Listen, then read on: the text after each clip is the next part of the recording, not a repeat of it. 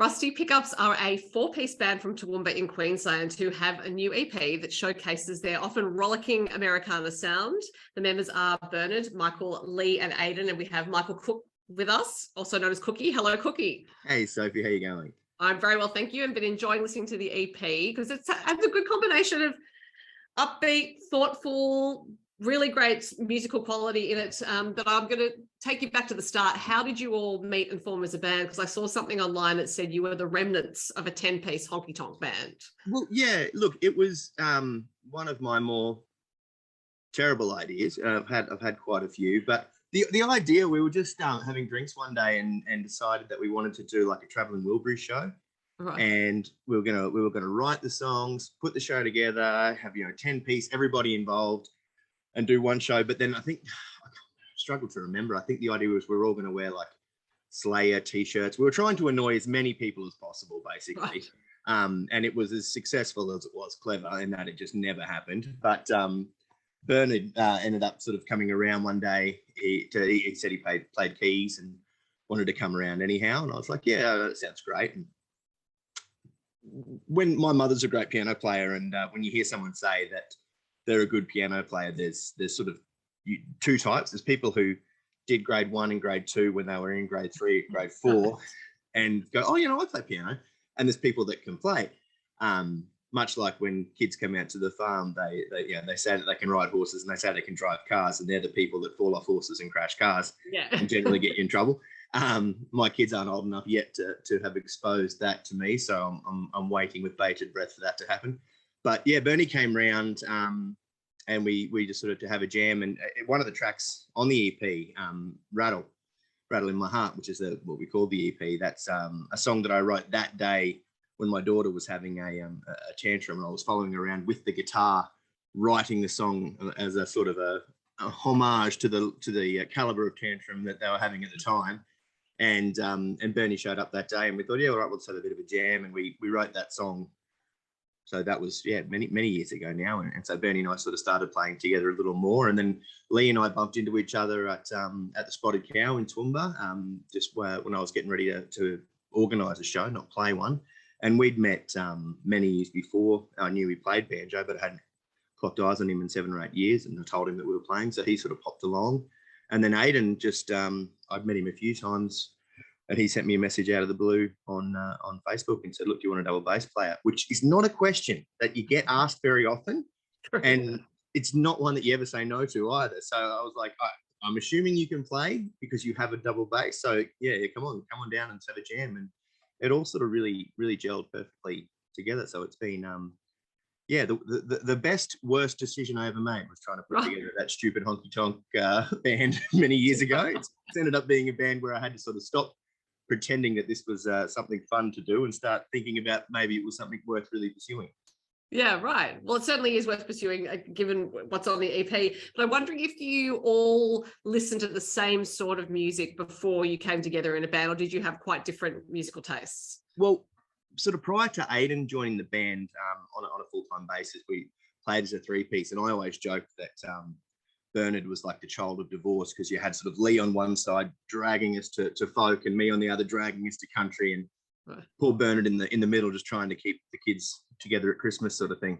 But Bernard himself is a great jazz musician. He plays in a host of jazz bands, big ensembles, and he's a phenomenal keys player and classical player. Whatever you got, he can do it. So he sort of has that classical background, but he also plays in another band called the Fandangle, where he plays guitar half the time, which is one of my favorite things.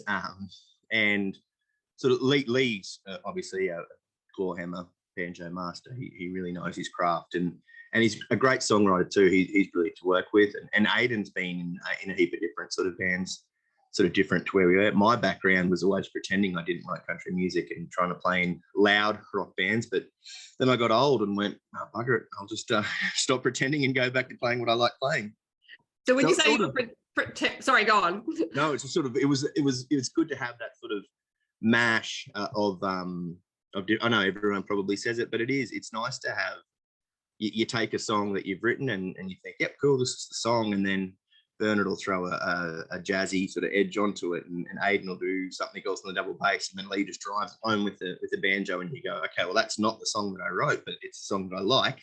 Right. And that's when it goes from being my song or Lee's song or Bernie's song or Aidan's song and becomes our song. So yeah, it works really well.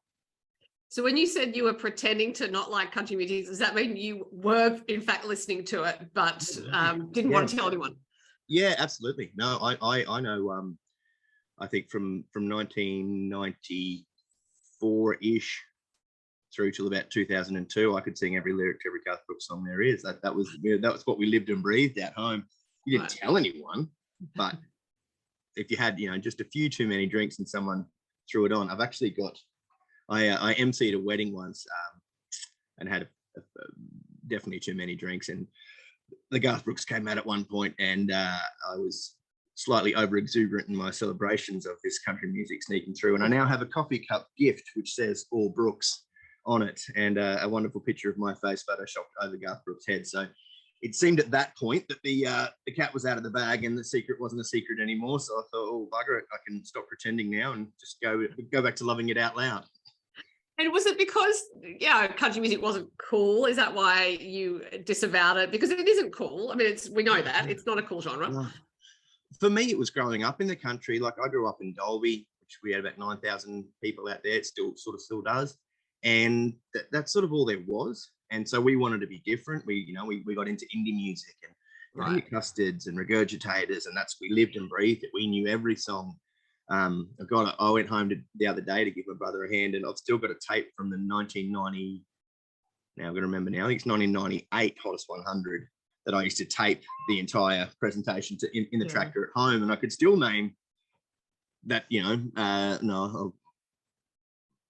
Mutilated Lips was number 69 in the Hottest 100 that year, I believe. Like, this is just what we did. We did it to be, because we didn't have a whole lot to do. So we started music festivals, and we got into indie music and into a bit of rock. Some guys got into metal and whatnot, and that's just what I always thought you had to do. And I was saying that to my wife the other day after we did a great show out at Chinchilla with James Blundell and Woodshed for the Melon Fest, and there was, we got to play to maybe 3,500 people. It was just incredible. And after, that experience and the experience we had at Tamworth, I was saying to my wife, it's actually my 40th birthday today. So I said, I felt— Happy birthday. Thank you very much.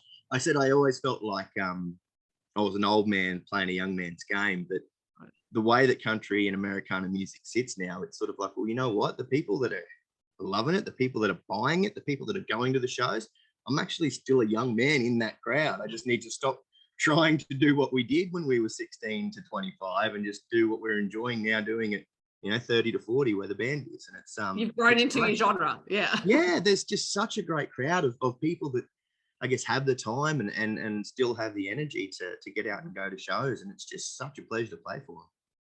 Whenever I hear of Dalby, I can't help thinking of the line that Becky Cole put, I think, on a live CD, where she said she was in Dalby and a woman came up to her. She was playing a show and a woman came up and said, "Dalby, mate, Dalby, where men are men and so are the women." Yeah. And then Becky wrote a song, a drinking song for women. I did not realise that we were famous for that. But yeah, well, look, my 5 sisters might have something to say about that, but I'll have a chat to them and get back to you. Well, Becky wrote a drinking song, and the name is now escaping me, but it was inspired by that particular encounter. So Dalby has been immortalised in song. Very well, as long as we're immortalised for something, that's the main thing. So as I mentioned at the top, you're now in Toowoomba. What is the music scene like in Toowoomba for people who have never been there? Look, sorry, I got a bit frozen there for a sec. Toowoomba was in the early 2000s when I first came to town. It was incredible. We sort of just had the 90s where bands like Custard used to come to town and that sort of stuff. And there was a real resurgence. I used to own a music venue back in town in the mid-2000s, and there was countless places you could play. Right now, things are really tough, I'll admit. We had the Met and it recently closed.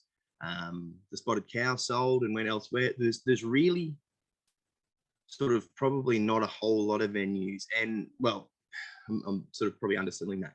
As far as we're concerned, there is not a place in Toowoomba right now that has a stage, has a PA, and that will allow you to put on shows as an original live musician. That's the fact of it. But the good news that comes out of that is it's giving me vibes of what Brisbane was like in the early 2000s, when it had got a bit big. And so if you weren't big already, where did you fit? So people just started saying, oh, well, we'll just live in a warehouse somewhere and I'll put a stage up that end.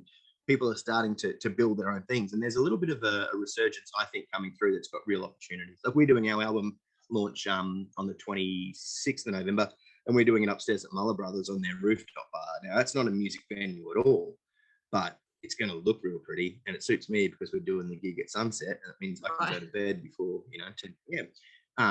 And if people, I guess, start working as musicians from the side of the venue owners as well, I think it helps them gain a better understanding of what actually is involved in putting a show on, and gives them probably a bit more empathy with venue owners as to maybe why they're hesitant to be putting on lots of shows, because there's not much money in it in putting on a live music in a place like Toowoomba. Right. It's got to be done for the passion, for the love. And if the bands aren't willing to have the passion and the love to do it themselves, then we probably shouldn't be expecting venues to do it either. So I'm hopeful that that we might see a few more co-ops come out of this sort of tricky time, and that once the springtime rolls around, we'll be a bit more creative in the way that we can put on music.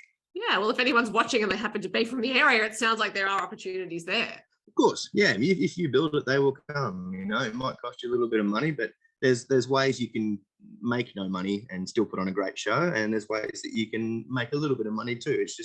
It's hard to find that line between not being taken advantage of as a musician, because no one wants that, but also sort of being understanding and sharing that risk and responsibility with the person who owns the space, who pays the rent, pays all the staffing and everything, and understanding where they're coming from, so they can better understand where we're coming from and find that middle ground. Yeah, I mean, I suppose you're working in a genre where there are opportunities to go to festivals, because there are increasing numbers of country music festivals. Yes. And you just mentioned playing in Chinchilla. So are you able to get around to festivals? Yeah, look, honestly, I sort of sat down, like with us, we are sort of getting on a little.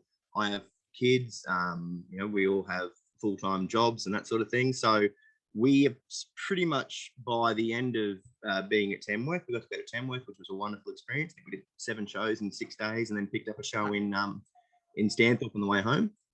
I apologise. That's my donkey yelling at me in the background, if you can hear it, not to make me sound like a complete hick, but it's decided that it's dinner time. We don't really need to worry about that. But yeah, we pretty much locked in our whole year by the end of Tamworth, what shows we're planning on doing, because we do have limitations on our time. So we pick a weekend that we can do for the month. That's when we do our shows. And we know that, in June, the last weekend of June, that's when we've got our shows. So we're doing Northern New South Wales in June. I think we're looking at maybe doing between 25 and 30 shows this year, and only 2 of them are in Toowoomba. So there's a lot of work out there if you're able to travel and you're able to go. And we're about to start, now that the EP is out, furiously applying for many festivals, because as you say, there are some just fantastic festivals available, and we'd love to get out there and sort of try to mix it with the big boys. Well, and I think you're in a particular niche as well, just from the sound of what I've heard, that there isn't anyone exactly like you, so that bodes well for festivals. And unfortunately, we're running out of time, so I'm going to encourage people to go and listen to the EP, to catch you at festivals, and if you have more music coming out, hopefully we'll talk again. Yeah, that'd be wonderful. Thank you so much, Sophie. It's been lovely chatting. Bye.